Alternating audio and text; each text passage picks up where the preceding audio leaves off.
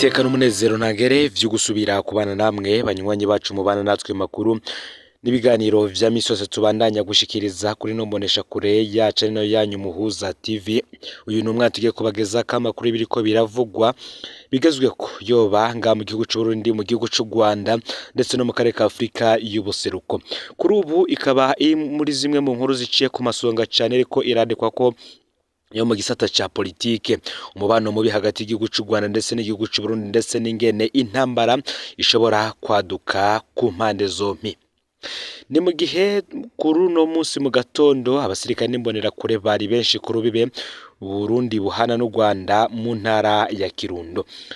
Nako kandi aba basirikare n'izimbonerakure bahawe itegeko ryo gucungera ku murango no mwijoro abanyarwanda bashobora kuja bukuru bibe umunyarwanda wese yoza mu Burundi akaba ariko arafatwa nk'umwasi. Bakaba bavuze kandi ko bagomba gufata buri wese afise icitwa ikigwanisho.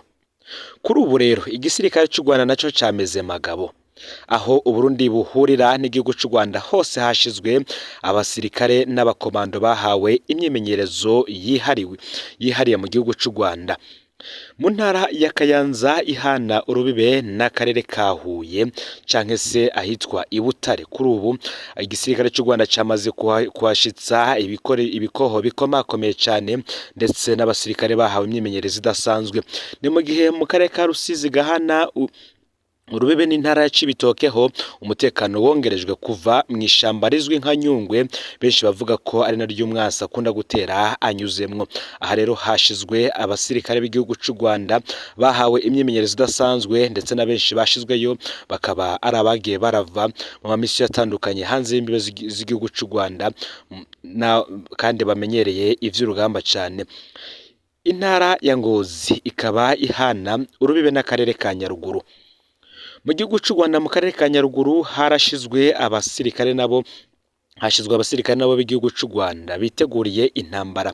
Ni mu gihe intara ya Kirundo yo ihana urubebe na Bugesera ibintu vyakomeye cyane nk'uko natanguye bibabwira muri ano makuru, aho igihugu c'u Rwanda kimenye yuko agasomborotso katanguye gatewe na Perezida Evariste Ndayishimiye, aho no mu gihugu ca Kongo bwo yivugiye ko azofasha urwaruka rw'u Rwanda gutembagaza ubutegetsi.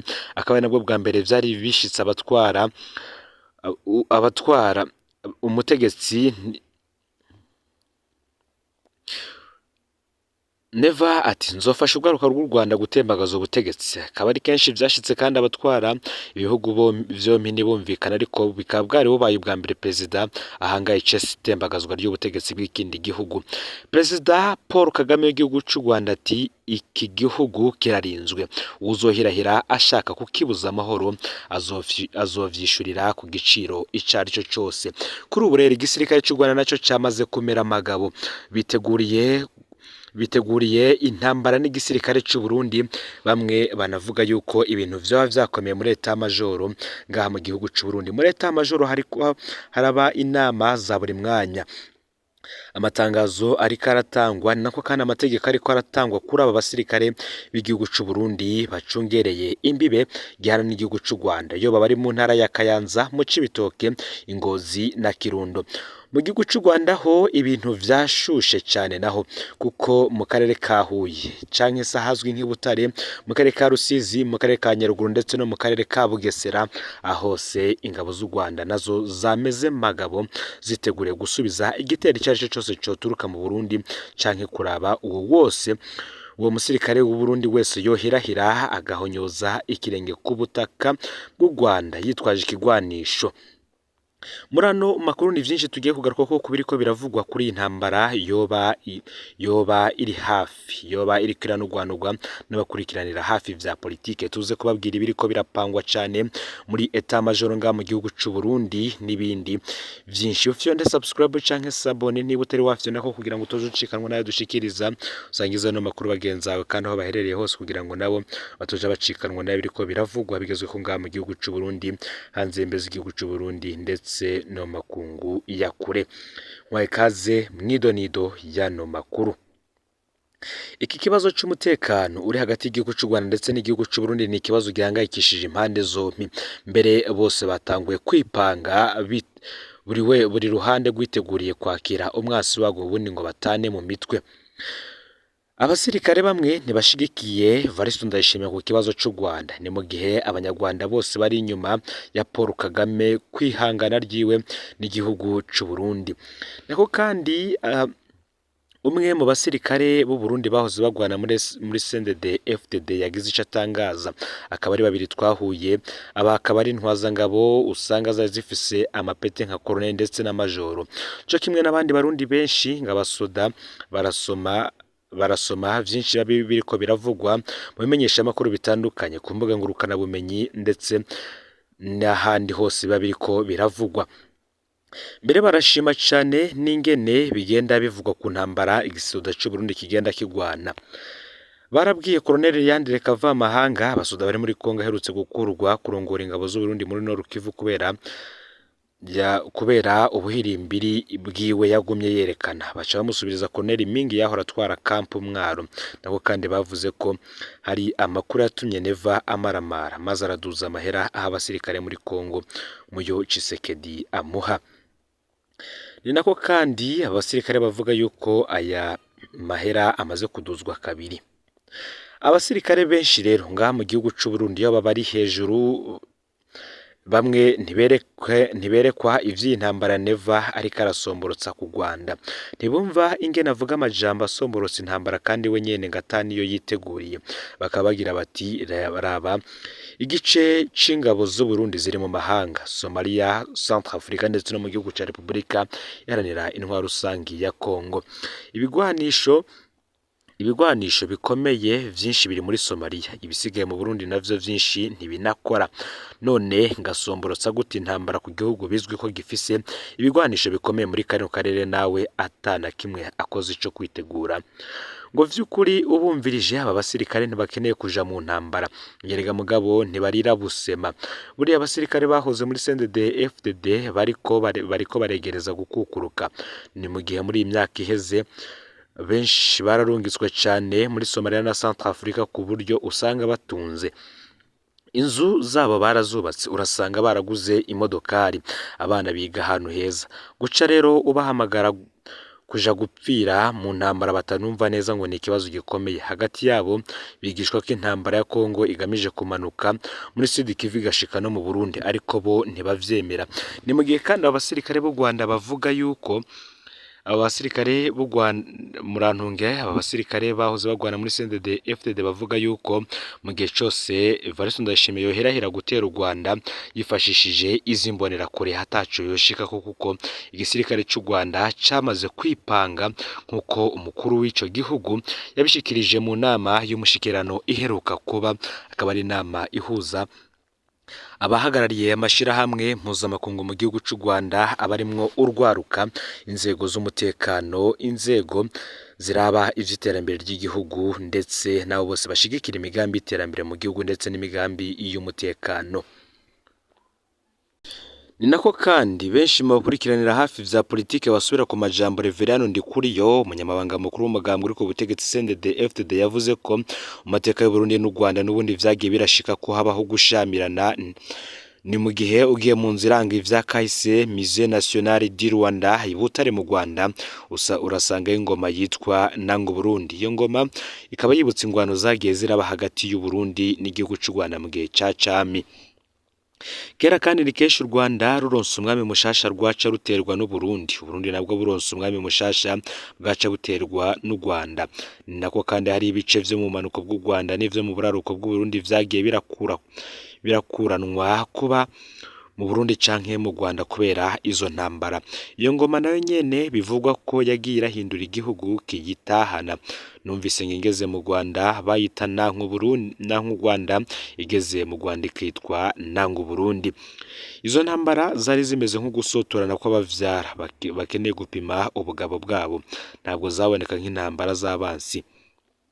Ababirigi nabo ntako batagize ngo Burundi n'u Rwanda vyikukire bifatanye, ariko Burundi abarundi n'abanyarwanda baravyanse bose. Turetse ko abarundi n'abanyarwanda n'ubundi biyumva nk'amahanga abiri avukana ariko atandukanye, n'intwaro zabo ni kenshi usanga zitabona ibintu co kimwe. Igihe Uburundi bwikukira bwari bufise intwaro itumvikana n'abakoroni, mu gihe mu Rwanda bari bafise intwaro yateguwe n'abakoroni. Aho rero ibintu vyunyukira nuko kimwe mu bintu biteye ubwoba hagati y'Uburundi n'u Rwanda nuko yabatwara ivyo bihugu bacanyemwo n'ubundi bibandanya gukomera. Birangira umwe muri abo wavuye ku butegetsi. Dusubiye muri kahise hagati ya President Micombero na President Kayibanda, vyarangiye Gregoire Kayibanda atembagajwe mu mwaka w'1973. Aha hakaba ari mu gihugu c'u Rwanda. Hagati ya Perezida Bagaza na Perezida Habyarimana vyarangiye Colonel Jean Baptiste Bagaza atembagajwe mu mwaka w'1987. Aha akaba ari mu gihugu c'u Burundi. Nako kandi hagati ya Perezida Ndadaye na Perezida Habyarimana vyarangiye Melchior Ndadaye yishwe. Hagati ya Perezida Nkurunziza na Perezida Paul Kagame bikaba vyarangiye Petero Nkurunziza nawe asandavye mu mwaka w'2020.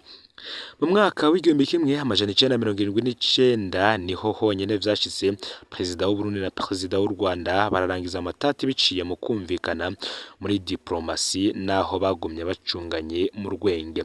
Kuri ubu rero biriko birahindura isura, aho buri ruhande rwose rwamaze kwipanga. Igisirikare cy'u Rwanda kikaba citwa RDF, mu gihe cy'u Burundi citwa FDNB. Ni mu gihe kandi uyu mubano mubi w'igihugu cy'u Rwanda ndetse n'igihugu cy'u Burundi vyatanguye mu ntango y'ubutegetsi bwa Perezida Nkurunziza.